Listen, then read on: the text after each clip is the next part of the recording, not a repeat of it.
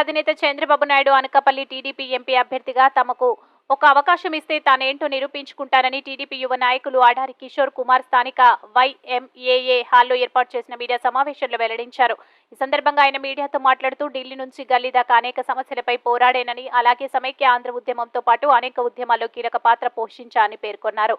Anakapalli parliament నియోజకవర్గంలో స్థానిక సమస్యలపై, అలాగే యువత నిరుద్యోగ సమస్యలపై తనకు పూర్తిగా అవగాహన ఉందన్నారు. ప్రతి నియోజకవర్గంలో ఒక పోస్టర్ రూపంలో క్యూఆర్ కోడ్ ద్వారా స్థానికులు సమస్యలను తెలుసుకునేలా వినూత్నమైన కార్యక్రమాన్ని చేపట్టడం జరుగుతుందన్నారు. మా అధినాయకులు నారా చంద్రబాబు నాయుడు తనకు అనకాపల్లి ఎంపీ అభ్యర్థిగా ఒక అవకాశం ఇవ్వాలని అభ్యర్థించారు.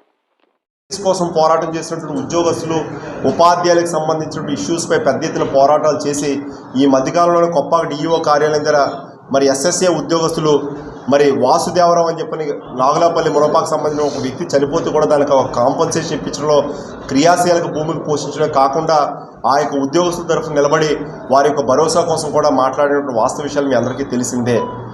నేనైతే పూర్తిగా విశ్వసిస్తా ఉన్నాను. గౌరవ మాజీ ముఖ్యమంత్రి నారా చంద్రబాబు నాయుడు గారు యువకులకు సీట్లు ఇస్తానని చెప్పారు. ఆ యువకుల్లో బీసీలకు సంబంధించిన వ్యక్తిగా నేను ఉంటానని చెప్పి నేను భావిస్తూ ఉన్నాను. అనేక ఉద్యమాలు నిర్వహించినటువంటి వ్యక్తిగా, ప్రజా సమస్యలపై పూర్తి స్థాయి అవగాహన ఉన్నటువంటి వ్యక్తిగా నాకు సీటు వస్తుందని చెప్పిన ఆశాభావం వ్యక్తం చేస్తూ ఉన్నాను.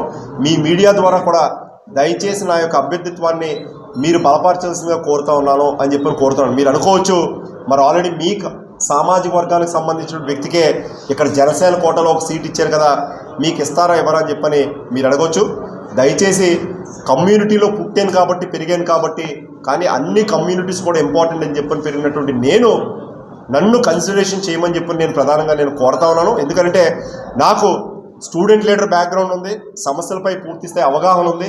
అదే కాకుండా మరి తెలంగాణ ప్రాంతంలో విద్యార్థి ఉద్యమాల్లో తెలంగాణ ప్రాంతాలను సెపరేషన్ కోసం పనిచేసినటువంటి పిడమర్తి రవి కానివచ్చు, బాలకా సుమన్ కానివచ్చు, బొంతు రామ్మోహన్ కావచ్చు, అనేక 40 నుంచి 45 మంది విద్యార్థి నాయకులకి ఉద్యమాల్లో భాగస్వామ్యమైనటువంటి వ్యక్తులకు అక్కడ చట్టసభలో అవకాశం ఇచ్చి ఆల్రెడీ ఎమ్మెల్యేలు, మంత్రులు కూడా చేసినటువంటి వాస్తవ విషయాన్ని మీ ముందు తెలియపరుస్తా ఉన్నాను. అదేవిధంగా సమైక్య ఆంధ్రప్రదేశ్ ఉద్యమాన్ని కూడా నేను నిర్వహించడంతో పాటు సుమారు నా పైన ఒక 100కు పైగా పోలీస్ కేసులు కూడా నమోదయ్యి నెలలో నేను 10 రోజులు కూడా కోర్టుకు వెళ్తున్నానంటే అది కేవలం ప్రజా సమస్యలు, రాష్ట్ర ప్రయోజనాలకు సంబంధించి తప్ప నా యొక్క వ్యక్తిగతమైనటువంటి కేసులో 420 కేసులు నా మీద ఒక్క కేసు కూడా లేదు. కావాలని మీరు కూడా వెరిఫై చేసుకోవచ్చు.